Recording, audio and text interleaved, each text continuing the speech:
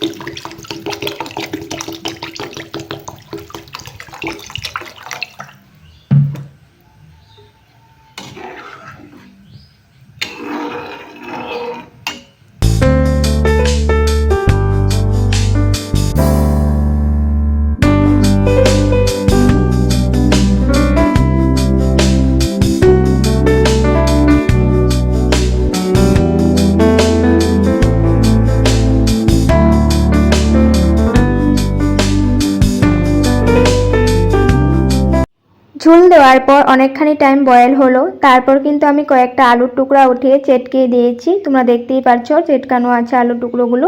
ওটা আর তোমাদের সাথে শেয়ার করিনি, আমি স্কিপ করে দিয়েছি।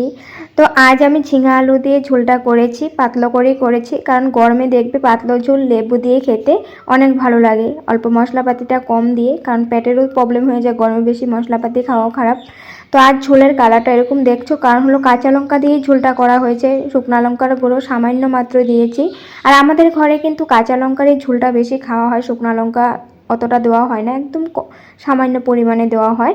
তার জন্য ঝোলের কালারটা এরকম দেখছো। তার মাঝে ঝিঙা আলু দিয়ে ঝোল করেছি, আর টমেটো দেওয়া হয়নি, টমেটো দিলে কিন্তু একটু কালারটা লাল টুকটুকে দেখা যায়। আর আমার বাবা যদি ঝোল কালার লাল টুকটুকো দেখে, বাবা ভাবে যে শুকনো লঙ্কার গুঁড়োটা বেশি দেওয়া হয়েছে, তার জন্য হয়তো এত লাল টুকটুকো ঝাল হবে অনেক, তাই আজ কালারটা একটু এরকমই রেখেছি। তো পাতলা করে বানিয়েছি বাবার পছন্দের মতে। তো তোমাদের কেমন লাগলো রেসিপিটা নিশ্চয়ই কমেন্ট করে জানাবে। আর গরমে তোমরা এরকম ট্রাই করে বানিয়ে দুপুরে লাঞ্চে খেতে পারো, অনেক ভালো লাগবে। আর অনেক ভালোও হয়েছিল, কিন্তু টেস্টি হয়েছিল ঝোলটা। গরমে পাতলা ঝোল লেবু দিয়ে খেতে কিন্তু দারুণ টেস্ট লাগে। তো যাই হোক, আজ আমি রেসিপিটা এখানেই কমপ্লিট করলাম। তো তোমাদের কেমন লাগলো কমেন্ট করে নিশ্চয়ই জানাবে। আর আমার চ্যানেলে এসে থাকলে চ্যানেলটা সাবস্ক্রাইব করে বেল আইকনটাও ক্লিক করে নেবে, যখনই আমি নতুন নতুন ভিডিও আপলোড করব তোমাদের কাছে নোটিফিকেশন চলে যাবে। আশা করছি তোমাদেরও ভালো লেগেছে। আবার আসবো নেক্সট ব্লগে। Bye bye.